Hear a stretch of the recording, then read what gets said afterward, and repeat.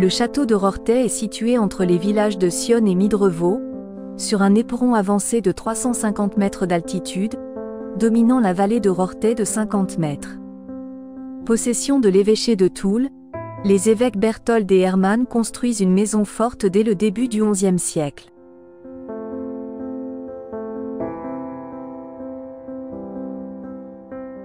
À partir de 1057, des chevaliers vassaux de l'évêque de Toul prennent le nom de Rorthais, puis le fief passe au seigneur de Brixay. Au XIIIe siècle, le nouveau propriétaire Geoffroy de Bourlémont reconstruit l'ensemble, en château fort, pour être un avant-poste de défense de son propre château de Bourlémont.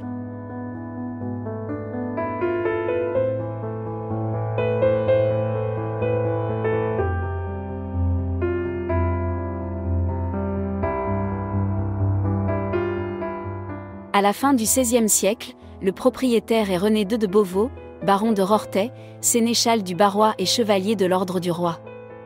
Son épouse Guillemette Dessalles a été élevée dans la foi protestante calviniste.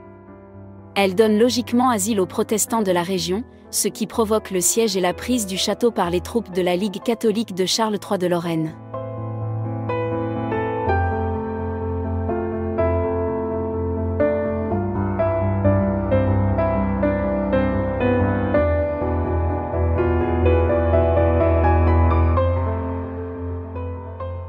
Le 18 novembre 1604, la baronnie de Rorthais est mise en vente par les créanciers et c'est Henri Dessalles, comte de Coussay, qui s'en porte acquéreur.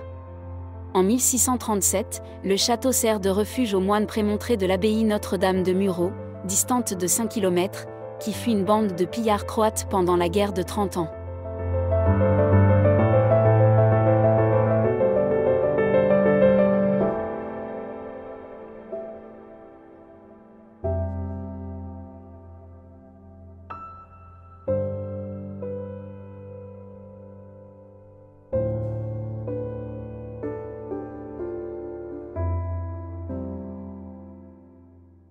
À la Révolution française, il est acheté par plusieurs maîtres de forge et retrouve le domaine de Bourlémont en 1862, après en avoir été séparé pendant plus de 5 siècles. En effet, le marquis Simon Gérard d'Alsace-Hénin-Liétard, 1832-1891, seigneur de Bourlémont, s'en porte acquéreur pour 170 000 francs.